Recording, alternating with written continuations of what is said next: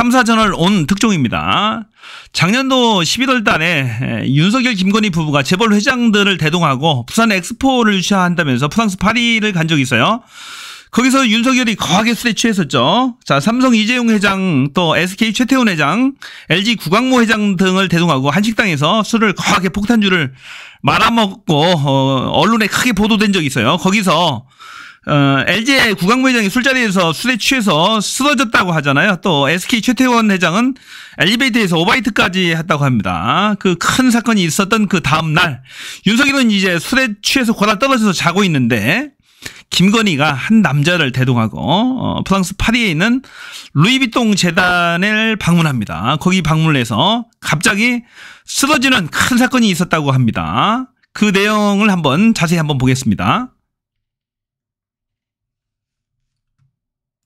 부산 세계 박람회 유치 성공을 위해 프랑스 파리를 방문한 둘째 날을 맞이했습니다.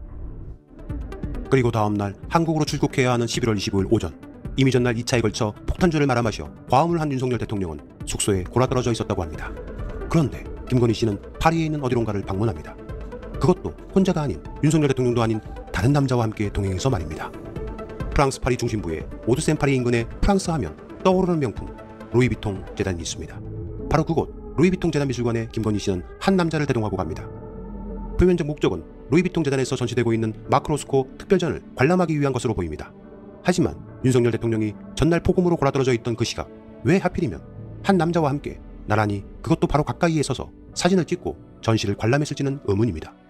그 남자의 정체는 과연 누굴까요? 윤석열 대통령이 2차에 이은 재벌 총수들과의 과음과 폭음으로 자고 있던 시각, 김건희 씨는 바로 이 남성과 함께 파리 중심부에 있는 루이비통 재단을 찾아갔습니다. 이 남자죠. 이 남자. 이 남자, 김건희 씨와 매우 가깝게 밀착해 사진을 찍은 남자. 자, 이제 이 남자의 정체를 공개합니다. 이 남자의 이름은 박동만이라는 사람입니다. 그의 직업은 바로 성형외과 전문의입니다. 네, 맞습니다. 바로 얼굴 등을 예쁘게 고쳐주는 성형외과의였던 겁니다. 의학 박사이자 성형외과 전문의인 박동만 원장은 업계에서는 꽤나 정평이 있는 안면 거상술 및 주름 성형의 1인자로 알려져 있습니다. 박 원장은 성형외과들의 집성촌으로 알려진 서울 강남 신사동 사거리에 있는 꽤 이름이 있는 비호 성형외과에서 동료 성형외과들과 함께 근무했었습니다.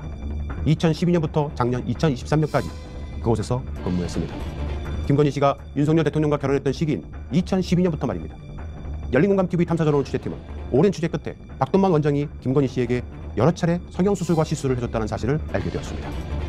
박동만 원장은 그렇게 해서 돈을 많이 벌었던 것일까요?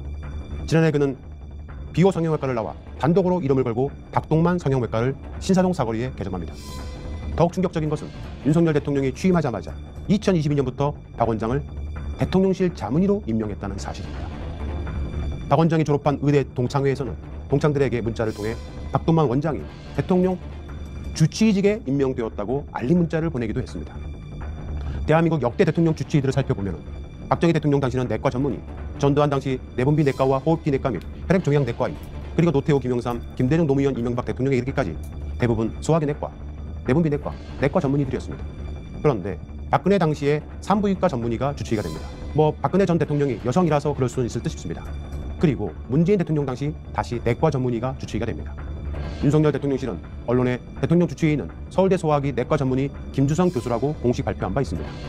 그런데 주치의와 자문의는 어떤 방식으로 윤석열, 김건희 내외의 건강 관련 진료를 담당하는지는 알 수 없지만 박동만 원장의 진료 과목은 성형외과인데 그 자신이 떳떳하게 자신의 프로필에 현 대통령 자문이라고 프로필에 넣고 있다는 점입니다. 현 대한민국 대통령은 윤석열입니다. 윤석열 대통령이 성형외과 전문의의 자문을 얻을 필요가 있을까요? 박 원장은 정말 윤 대통령의 성형을 위한 전문 자문이었을까요? 문제는 대통령실 주치의는 1, 2주에 한 번 정기적으로 대통령의 전반적인 건강을 체크하고 해외 순방 등에 동행하기도 한다고 합니다. 그렇다면 박동만 원장은 자문의의 자격으로 아니면 주치의의 자격으로 도대체 어떤 자격으로 프랑스 순방에 동행하게 된 것일까요? 더욱 충격적인 것은 탐사저널 취재팀이 입수한 정보에 의하면 2023년 11월 25일 루이비통 재단을 방문했던 그날 전시를 관람하던 중 김건희 씨가 알 수 없는 이유로 쓰러졌다는 겁니다. 취재팀은 첩보를 입수하고 해당 사실을 물어보았지만 그에 대한 답도 들을 수 없었습니다. 만약 그날 김건희 씨가 박 원장과 루이비통 재단을 방문하면서 쓰러졌다면 왜 그랬을까? 그 이유가 궁금합니다. 해당 이유에 대한 의혹 질문에도 박 원장은 묵묵부답이었습니다. 충격적이죠. 쓰러졌다고 합니다. 왜 쓰러졌을까요, 과연? 자, 예.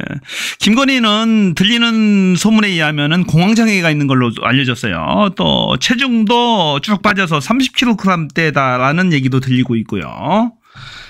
또 하나 또 유추해 볼 수 있는 것은 그 성형을 많이 하는 것으로 알려졌잖아요. 성형을 많이 하는데 성형을 하기 위해서는 이제 프로포폴이라고 하는 마취제를 씁니다. 잠시 기절시켜 놓는 거죠. 그래서 이제 프로포폴을 많이 맞게 되면 잠시 의식이 끊기기도 하고 의식을 잃을 수도 있기 때문에 혹시 프로포폴 중독이 아닌가라고 하는 의심도 해볼 수 있을 것 같아요, 보니까. 자, 중요한 것은 성형외과 전문의가 대통령실 주치 자문의라는 사실입니다. 자, 대통령실 자문위는 국가 세금으로 운영되는 거잖아요. 김건희는 민간인입니다. 민간인. 이 성형외과 의사가 윤석열을 성형을 자문하거나 치료했을 이유는 없지 않습니까? 없는데 유추해 볼 수 있는 것은 김건희를 위해서 두었다라고 밖에 볼 수 없는 건데 민간인 대통령의 부인을 위해서 국가의 세금으로 이 성형외과 자문의를 두는 것이 타당한지 여부입니다. 그리고 대통령이 영부인 아닙니까? 영부인인데 갑자기 쓰러졌다가 하는 것은 굉장히 중대한 문제입니다. 이런 것들이 언론에서 전혀 보도가 되고 있지 않다라는 거죠. 왜 쓰러졌는지에 대한 그런 이유가 나와야 되는 거죠. 제가 봐서는 여러 이유가 있겠지만은 공황장애에 의한 잠시 주저앉았을 가능성이 있고 또 하나는 성형 중독에 의한 프로포폴 중독이 아니었겠는가라는 그런 유추를 해봅니다. 또 최근 김건희 소식을 이 스픽스에서 전하고 있는데요. 한번 들어볼게요. 저도 이제 들은 소식에 의하면 살이 엄청나게 빠져서 30kg대 몸무게가 가고 있다고 김건희 해요. 여사가요? 예. 30kg대 몸무게요? 네, 그렇게 이제 이야기가 들립니다. 실제로는 모르겠어요. 근데 키가 그렇게 큰데? 상당히 키가 큰 걸로 알고 있습니다. 저보다도 크다고 제가 알고 있는데 170 정도 된다고 알고 있습니다. 그런데 지금 몸무게가 30kg대라서 차마 볼 수도 없는 상황이다. 그리고 이제 섭식장애 같은 것도 있다 해요. 게다 유언비어죠? 저도 들은 얘기니까. 들은 얘기로. 네, 들은 얘기니까. 그래서 일단 그 음식물 섭취가 굉장히 힘들고 그러다 보니 살이 너무 빠졌고 스트레스 엄청나게 받고 있고 그래서 일단 너무 살 빠지면 그 정도 키에 30kg면은 뭐 어떤 수준인지 상상이 되잖아요.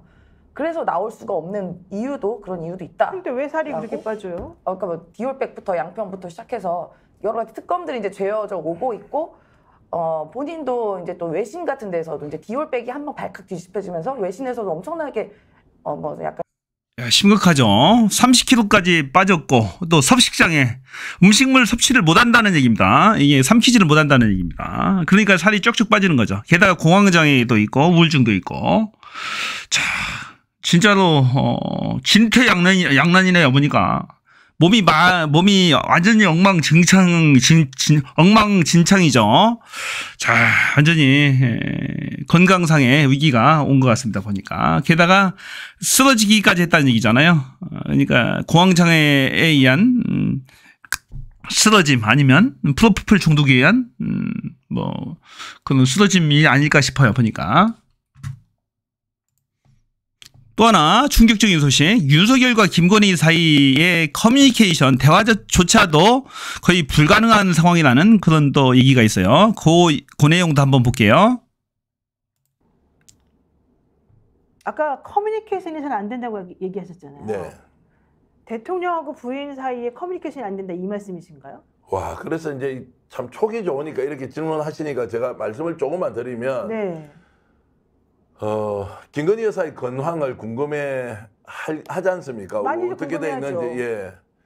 그래서 그분도 궁금해 하신다는 거예요. 그분도 궁금해요? 예, 그래서 그것은 제가 얘기를 하지 않겠습니다. 그만큼 지금 바깥으로 나오기가 어려운 상황 아니냐라는 얘기가 있고, 그래서 그분도 지금 여사의 상태가 어떤지에 대해서 궁금해 한다고 하면, 야, 이게 뭐냐. 그리고 우리가 모르는 뭔가 큰 일이 내부에서 극심한 스트레스로 인한 뭔가 심리적인 이런 좀 아주 안 좋은 상황이 지금 생겼을 수도 있다. 이런 말씀까지는 좀 드리겠습니다. 근데 좀 그런. 자, 부인과 윤석열과 김건희 사이조차도 서로 얼굴을 못 보고 있다라는 얘기잖아요. 보면 서로가 서로의 안부를 궁금해할 정도다. 완전히 커뮤니케이션이 완전히 안 된다는 얘기죠. 한동훈과도 완전히 끊기고 윤석열과 김건희 사이도 아주 극도로 안 좋아져서 서로 얼굴도 보지 않고 근황이 궁금할 정도로 그런 사이라고 하네요. 진짜 심각하죠. 그러면 참. 또 하나 충격적인 소식은 뭐냐면은 김건희가 그 40 총선거에서 사전투표를 한 걸로 몰래 사전투표를 한 걸로 알려졌는데 또 들리는 소문에 의하면은 사전투표를 한 것도 아니다라는 그런 얘기도 있어요.